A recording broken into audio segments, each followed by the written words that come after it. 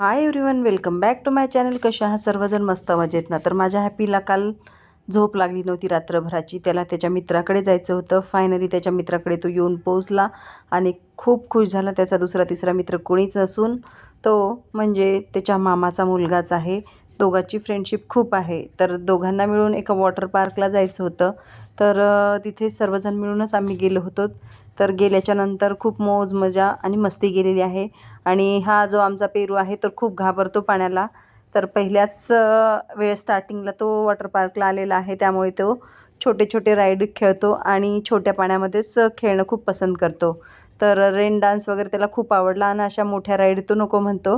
रडत आहे तो त्याला पाहून. तर माझ्या हॅपीनी सर्वात जास्त मजा केलेली आहे वॉटर पार्कमध्ये आणि फुल टू एन्जॉय केलेलं आहे. उन्हाळ्याच्या सुट्ट्या लागल्या. उन्हाळ्याच्या सुट्ट्या म्हटलं की गरमीचे दिवस असतात आणि गरमीच्या दिवसांमध्ये आपल्याला कुठंतरी ट्रिपला जाण्याची इच्छा होतच असते. तर मग जायचं कुठं गरमीच्या त्रासामधून? चला म्हटलं मग वॉटर पार्कला चक्कर मारावी. तर त्या हिशोबाने आणि पेरूची खूप दिवस झालं इच्छा होती की वॉटर पार्कला जायचं आहे. आणि फोन केला त्यावेळेस मला म्हणायचा की तो आत्तू मी ना खूप मोठ्या राईडवरून खाली येणार आहे, राईड करणार आहे आणि हॅपी खूप भिईल त्या राईडला, असं मला बोलायचा. आणि तिथे गेल्याच्यानंतर म्हणजे मुलांचं जे बोलणं असतं त्याला मला फार कौतुक वाटायचं, तो असं बोलतो त्यावेळेस.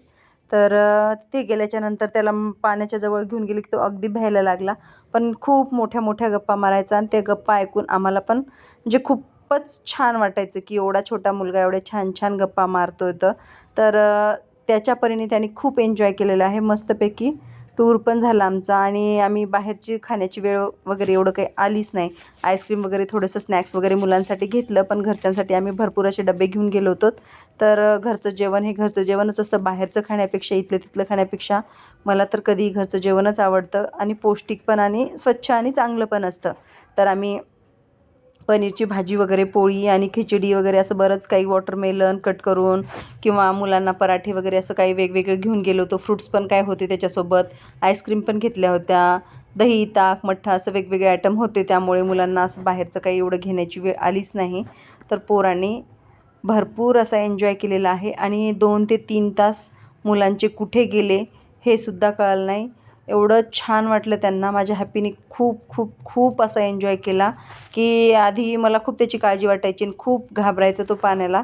पण जेव्हापासून त्याला मी बऱ्याच वेळा वॉटर पार्कला लहानपणापासून घेऊन गेले, वेव्ह पूलमध्ये सुद्धा तो घाबरत नाही आणि खूप असं त्याने एन्जॉय केलेलं आहे वेव्ह पूलमध्ये पण.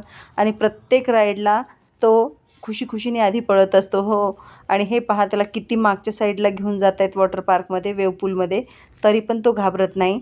आधी थोडा थोडा रडायचा, पण त्याला सवय झाली तेव्हापासून तो अजिबात रडत नाही आणि त्याला पण खूप छान वाटते. कसं वाटलं स्विमिंग पूलला गेल्याच्यानंतर? मजा आली खूप का थोडीशी?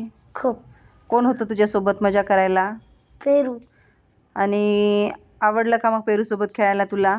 हो. कसा होता वॉटर पार्क सांगायचं? छान. खरंच खूप छान होता का? आणखी परत जायचं आहे का तिकडे? हो. मग फोटो वगैरे हॅपीने छान छान अशा काढल्या आणि मला परीचे पंख मिळाले अशा सुद्धा वेगवेगळ्या पोजमध्ये त्यांनी फोटो काढलेले आहेत. तर असा होता आमचा एन्जॉयमेंटचा दिवस. व्हिडिओ कसा वाटला कमेंट करून नक्की सांगा.